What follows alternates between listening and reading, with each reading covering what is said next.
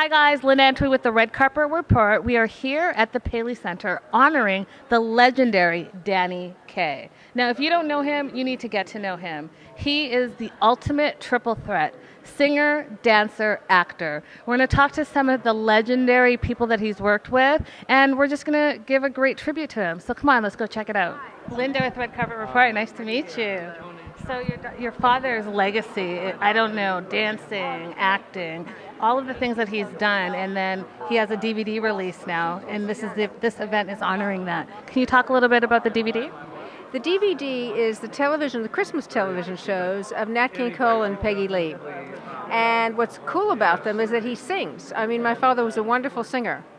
And he wasn't a big traditionalist, so he didn't really love Christmas, but Christmas is always a very family time, and we opened all the presents just like everybody else. But that and the movie White Christmas are such iconic, he replaced Fred Astaire in White Christmas. So my favorite part of White Christmas is when he dances, because it's so unexpected. Right. Yeah. And then it's also kicking off the centennial celebration, and I understand that there's going to be many activities. What are some of the activities that are going to happen around the city? Some of the activities will be around the city will be that the Academy is screening White Christmas Thursday and Friday night, December 6th and 7th. But then later on, Turner Classic Movies is doing a Danny Kaye marathon for 24 hours on January 20th. So that'll be really neat, and I'm looking forward to that. And for the holidays, what is special about this time of year for you? Well, I grew up in California, so my idea of a white Christmas is palm trees and sunshine. I now spend a lot of time in Europe, so it's cold and I get to bundle up. But I mean, it reminds me of White Christmas and Bing Crosby's song.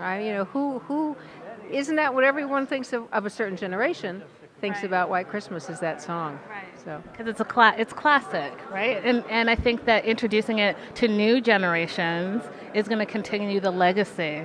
What do you think of that? I hope so. I mean, that's the goal of Centennial, is to reintroduce them to people who loved him, and then all the other generations in between, that they get to see how neat he was, I mean, here's this cool role model for your life.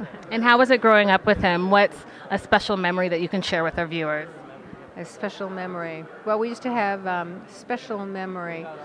Well, sometimes people would just drive their car in our driveway, and they'd run up against him, and they'd be so shocked that he was there and he'd be cleaning his car, and I mean, if they were polite, he was nice. One of the things he hated is that people would come up to him in restaurants, and they'd say, "Mr. Kaye, can I have your autograph?" And he'd say, "Fine, give me the pen and the piece of paper," and they would come without it. And that was so it's interesting. You don't think of, from a star's point of view, all those little things, but right. he was fantastic. And I hear you're a journalist. Did your father influence you to kind of want to be in the media? I think he influenced me to want to be in the world.